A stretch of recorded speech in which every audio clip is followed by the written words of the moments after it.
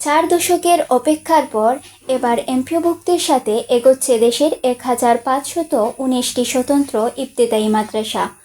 5 মে সোমবার এসব মাদ্রাসার হালনাগাদ তথ্য চেয়ে মাঠ প্রশাসনকে চিঠি দিয়েছে শিক্ষা মন্ত্রণালয়ের কারিগরি ও মাদ্রাসা শিক্ষা বিভাগের সিনিয়র সহকারী সচিব সৈয়দ আসগর আলীর সই করা ওই চিঠিতে সব জেলা প্রশাসকের কাছে নির্ধারিত ছক অনুযায়ী আগামী 15 মের মধ্যে তথ্য পাঠাতে বলা হয়েছে।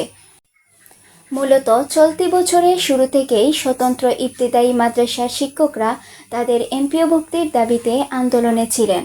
তাদের দাবির মুখেই সরকার প্রথমবারের মতো নিবন্ধিত এসব মাদ্রাসার শিক্ষক কর্মচারীদের জন্য এমপিও সুবিধা দেওয়ার নীতিগত সিদ্ধান্ত নেয়। শিক্ষা মন্ত্রণালয় সূত্রে জানা গেছে, 2024-25 অর্থবছরের বাজেটে এমপিও প্রদানের জন্য 16 কোটি টাকা বরাদ্দের প্রস্তাব প্রধান উপদেষ্টার কার্যালয়ে পাঠানো হয়েছে। অর্থ ছাড়ের পরই সরকারি অংশের বেতন পাবেন শিক্ষকরা।